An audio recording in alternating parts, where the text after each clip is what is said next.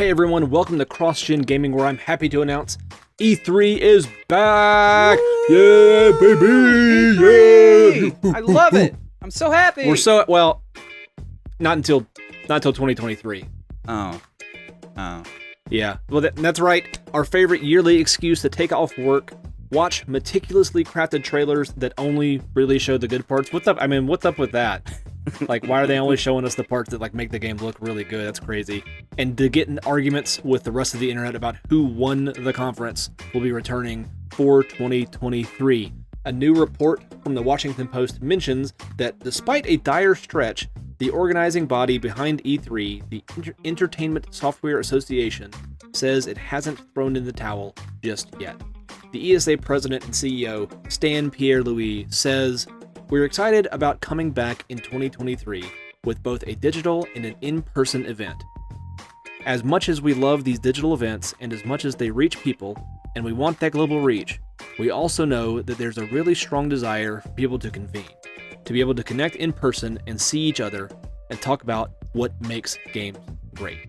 Pierre-Louis goes on to mention that COVID has been a driving factor for anyone who conducts physical events for the past 3 years. That's like, in other news, water is wet.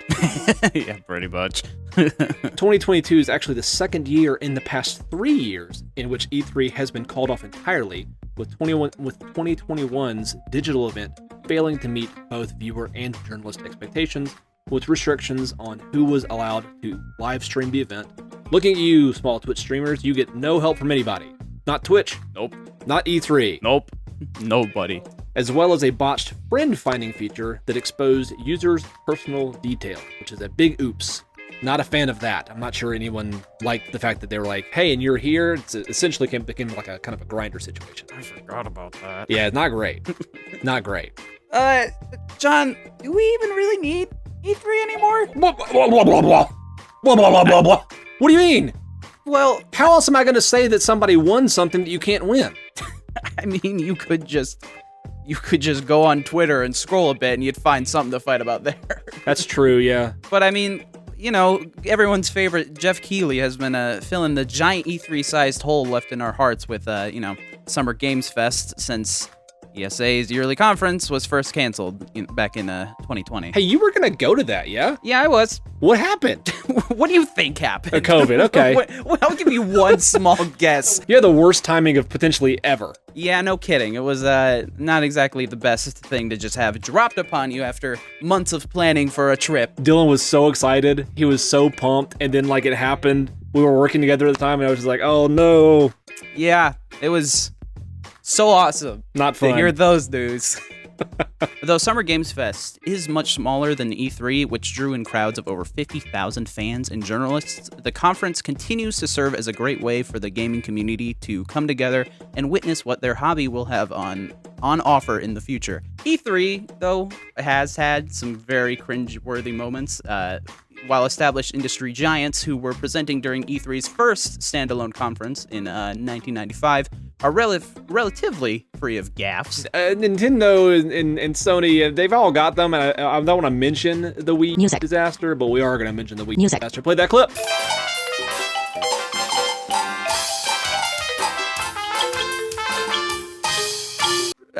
Though other companies have not been so lucky in the escape of the gaffes. They're really not. Ubisoft in particular put on some of the most facepalm-inducing presentations in recent memory. The French gaming giant would usually hire one person, often a celebrity, to host their presentation each year, whereas most other companies would have executives, game producers, and other industry insiders give their announcements. Unfortunately for old Ubi, those bespoke presenters didn't always land with audiences. Do you remember any of these? Well, remember is probably not the right word. I've seen some of these clips. Okay. I remember watching them live, several of them, and they are, oh man.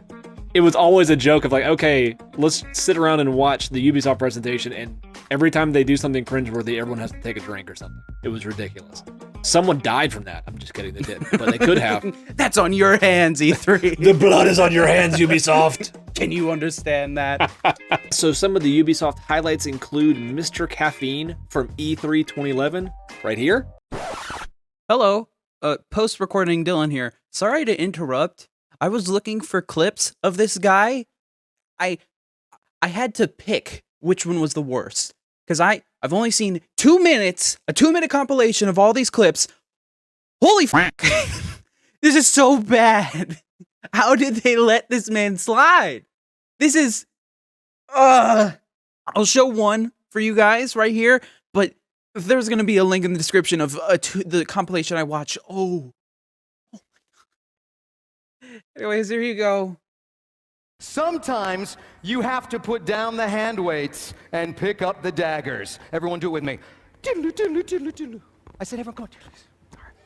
A bored and very scared Joel McHale from E3 2010, right here. You take your checkpoint, you've got to scan it so it knows you've you've passed. And we're going to go back and forth. Back and forth. Yeah, stages, All right, small. And then you've got to aim at UB Connect.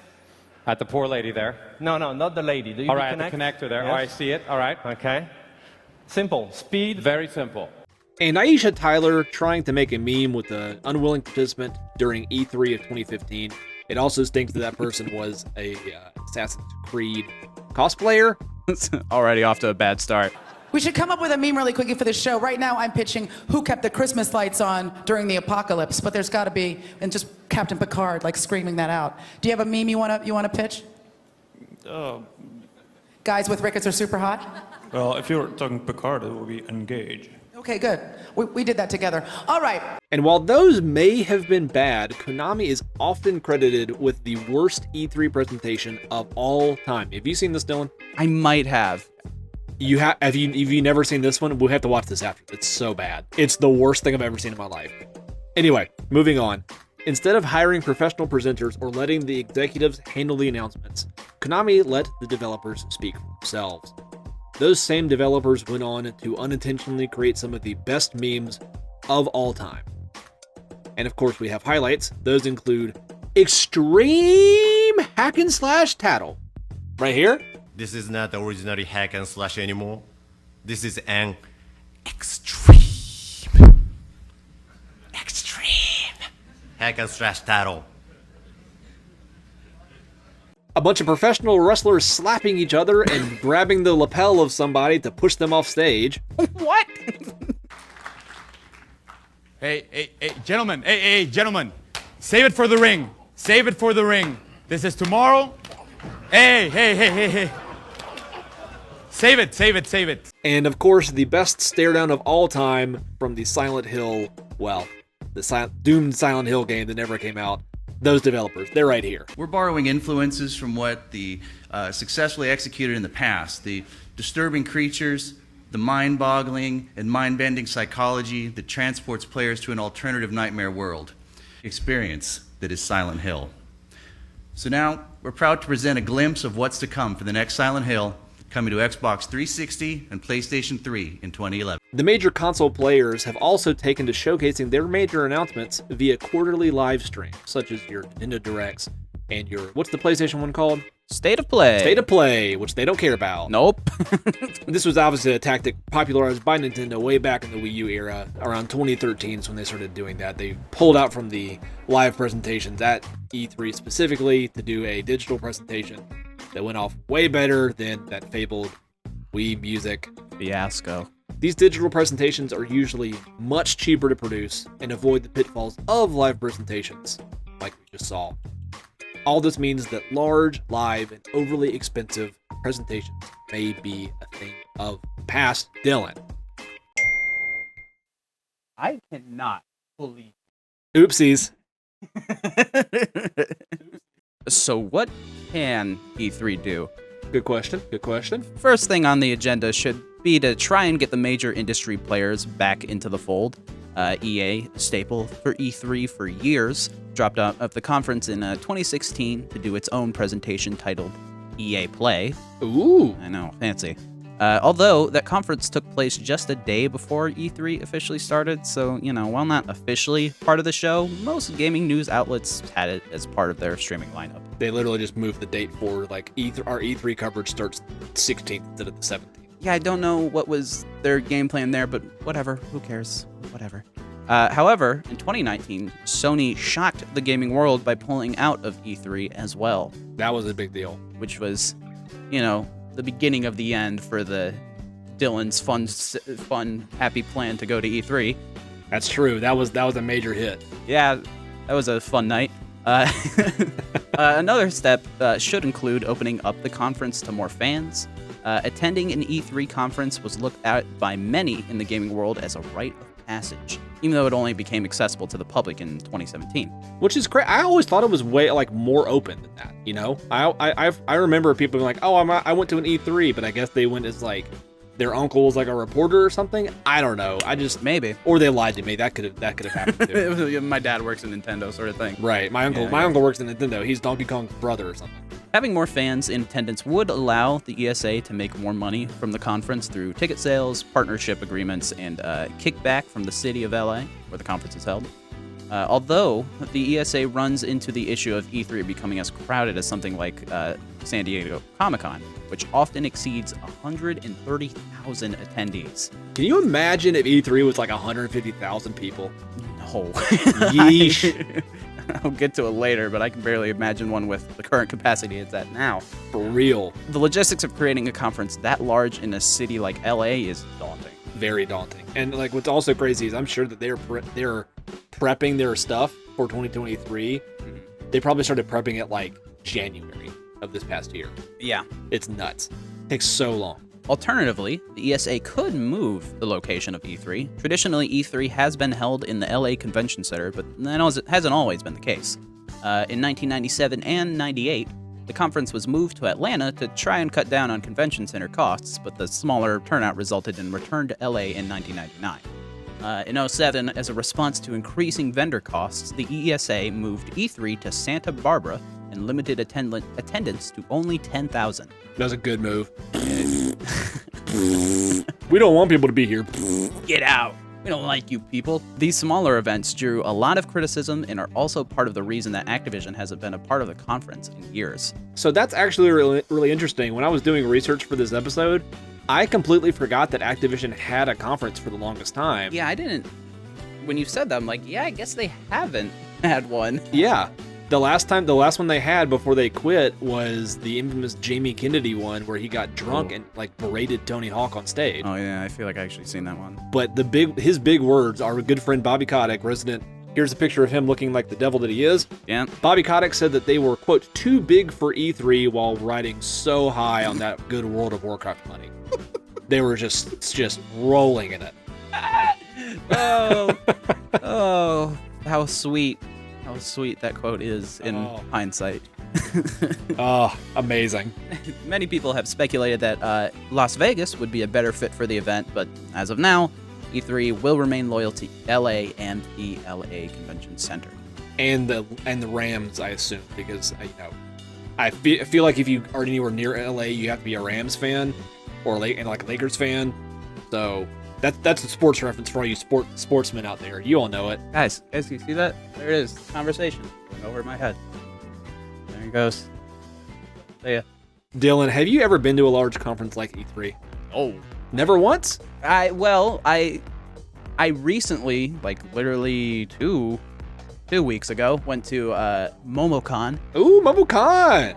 Which, it's the biggest one I've certainly been to, but I know it's not that close to the size of E3, at least from what I remember from E3 numbers, but it's, sizable. So it's interesting to be at a con that big. There are good things and there are bad things. The bad thing I will tell you right now is the smell. That is one, it's up there. It's an actual thing. I know that I've mentioned it on other shows I've done in the past. I've been to a large convention. I went to BlizzCon in 2018 with a friend of mine. It was awesome. Highly recommend. It was where Red Shirt Guy destroyed everybody by saying, "Do you guys not have phones?" Oh, it was that one. I remember that clip. That clip I remember. Is there any plans to make this playable on PC, or is this strictly mobile forever? Are there any? The current plan is to be on mobile, both Android and iOS. We don't have any plans at the moment to do PC. Do you guys not have phones? Yeah. If you haven't seen that one, we got to put that right here. It's amazing. It's up there. Also relevant because Diablo Immortal just came out, and apparently you need to spend $100,000 to even beat that game. Which is even crazier because apparently the game's actually good besides that. I know, I know. But I like no word of a lie. The smell was actually a problem. Not everywhere. The convention center, the Anaheim Convention Center is pretty large, so most places weren't that bad. But if you got into a small confined area, bathrooms, whoo, forget about it. So we've mentioned how big these conferences can get, and we also mentioned how E3 has a danger potentially of getting as big as a Comic-Con, San Diego Comic-Con specifically. Would you ever attend E3 if it got as big as a Comic-Con? God, no. Wow, okay. I would not. Funny thing, I don't even think I would have fully enjoyed if I did go in 2020. Because after doing a bit more research and just kind of listen to people talk about E3 after, the idea of the downfall of E3 has come about, I've heard that there's since it opened up to the public, it kind of sucks. Yeah, from what I've read as well, not necessarily the conference itself sucks. You know, we watch it online, we get the cool big gamer moments like, oh man, that's crazy. Yeah. The problem is all those big things that you would see, like, Sony in 2015 had an absolutely crazy show that was only reporters and journalists. So those parts are only open to journalists, which is really unfortunate because those are the coolest parts. Those are the places you want to be there, yeah. And if you have 50,000 people, but Sony has rented out a theater that sits, 2,000, that's 48,000 people who can't go see it. So, yep.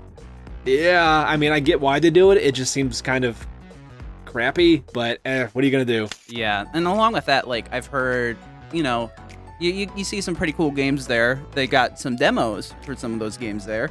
You want to play it. I had heard that Breath of the Wild was, revealed at E3. People are excited to play it. Looks great. Looks cool. Pumped to play that game. It was very hard to play that game because you were in line for hours. And not like a couple, like 5 or 6. The whole day. Like, right. This was what you were doing. You were going to stay in line and get to play Breath of the Wild for 20 minutes. 20 minutes, and that's it. Go home. Get your crappy con food and sit in your hotel and hope you enjoyed those 20 minutes of glory. Spend $40 on chicken tenders and then get out of here. Yeah. I mean, of course, that would be worth it because we are the Breath of the Wild podcast. This is the Breath of the Wild podcast, and welcome back, everybody, to the Breath of the Wild. I know you were waiting for it. Podcast in a podcast. Welcome to Breath of the Wild podcast in the great game. Oh, man, the Love it. Wolf Link Amiibo functionality. Woo! Yeah, no, I think I'm with you, Dylan. I liked going to the conventions that I've been to, but there's a limit. Yeah. I don't feel like being in a space with 130,000 other people is something that I would be really wanting to do. I've been to a couple of those in the Southeast, but there were always, a couple thousand people at max. They were, E3 1997 numbers at most. Yeah. So the largest one I've been to was that BlizzCon, and it was awesome. I loved it, but I don't think I need to do that level for E3, especially if I can't go and see the cool conferences. That's really the thing for me, is that's why I was really never interested when I figured out that's what it was, because what's the point if we can't see that? But hey, now we're doing the show. Maybe we could pass ourselves off as reporters, journalists, Dylan. The only reason we're doing this show is so we can go to E3, actually. Exactly. You're acting as if this hasn't been my plan all along. I knew it. I've been planning this from the beginning. I just want to go see those conferences. I just need to see it. I need to see Xbox say games. Phil Spencer's going to get on stage and look directly in your eyes and say, Dylan, He's gonna games. You're gonna lean over, whisper into my ear, games. And then Keanu Reeves is gonna come up behind you and say, "You're breathtaking," and then your heart's gonna explode out of your chest. Then I literally die. And then the show's over, and then you're all sad. Yeah, and that would be our final episode. Do you have any favorite E3 moments, Dylan? I mean, there's always, at least for me, the classics of "You're breathtaking." It's memed on a lot, but it's in that clip you can in the whole little introduction of Cyberpunk. There's a lot of good energy there. It's a lot of fun, and you can kind of see that everyone is happy and excited. Little did they know. Little little did they know, what it would become. Besides the hindsight, you can feel like the genuine energy there, and like how excited everyone is, and how genuinely excited Keanu Reeves seems to be there. It's a fun and it's a really good moment that, again, barring what Cyberpunk has become, it's fun to think about. I have 3. You have 3. Oh man, you came prepared. I'm gonna go in reverse order of recency. All right. Well, as long as you give it like the YouTube countdown voice of number 3. Number 1. There Is you that go. good? Did I do it right? Exactly. You got it. Number 1. It was Davide Soliani, who's the creator of Mario and Rabbids, Mario plus Rabbids. It was him crying when Miyamoto was up on stage presenting his game, and it really kind of, for me, summarizes what gaming is actually about, which is this giant global community of people, creating and playing and experiencing these things together, it was just really nice. And it was also at an Ubisoft conference, which was really even better, because like they have a real bad habit, as we mentioned. Here's Mr. Caffeine again. You're welcome. Welcome back. Number 2. Do I have to keep doing this? Yes. I hate it. You made the list. That's true. You reap what you sow. Number 2 for me is basically the Bethesda and Sony conferences from 2015. Both of them were basically perfect, which is really shocking that we got almost 2 borderline perfect conferences in one single E3, but we did. It's pretty insane, actually, if you think about it. That was the one where Bethesda announced Fallout 4, and it was coming out like later that year. Oh. And then Sony announced a bunch of stuff. I think it was Shenmue 3 and Final Fantasy 7 Remake. Oh, wow. Oh, that alone, I know, killed people. Yeah, that one really, like, I saw grown men cry for things that they really shouldn't be crying about, but okay, that's fine. And then number 3, because I did it the wrong way, is Reggie's introduction at E3 2004 was absolutely hysterical. I was 16 years old, and I remember him walking out on stage being like, "My name's Reggie. I'm here to kick ass and talk about games." And I'm just like, of course you are. Oh, that's what that clip's from? Yes. I didn't know that was his introduction. That's sick. It's so good. It's so Reggie. It's so Reggie. The fact that it was at E3, it just makes it even better. That's amazing. But that's just our thoughts and opinions. What are your guys' thoughts and opinions? We'd love to hear them down in the comments. Also, if you enjoyed this episode, give it a like, and if you want more, please hit subscribe. You don't want to talk about the bell? I mean, do we have to talk the bell? You can hit the bell, you get notified when new ones come out, and like, I've never actually used it, so I feel bad about telling people to use it, but like, it does help us, so yeah, hit the bell, please. It's right here.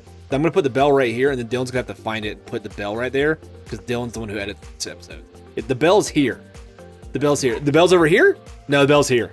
I don't like this bit. So Dylan, where can people find more of you? They can find me on TikTok, YouTube, and Twitter. Almost said Twitch, so that would be a lie. at the Dylan Machine, you'll see it right down here. I mostly talk about the Destiny. A lot of Destiny. I post about Destiny. Most recently, I talked about how much I did not like this most recent Summer Games Fest. So, if you want to see me moan and complain about that. Dylan doesn't like many things. If you want to see somebody be like really curmudgeon-y, just go watch him. Yeah, I'm in a bad state, man. They revealed Sonic Frontiers, and I'm crying. Oh! We were talking. Oh man, we can't talk about that. I'm we're gonna glad go down a that rabbit wasn't hole. this episode. we're gonna make that. We can't. Where can they find you, John? You can find me over at Twitch at twitch.tv/thegreatyuke, where I stream every Monday and Wednesday at 7 p.m. Eastern. I'm also on Instagram and Twitter at thegreatyuke. Now we'll catch you in the next generation. You guys.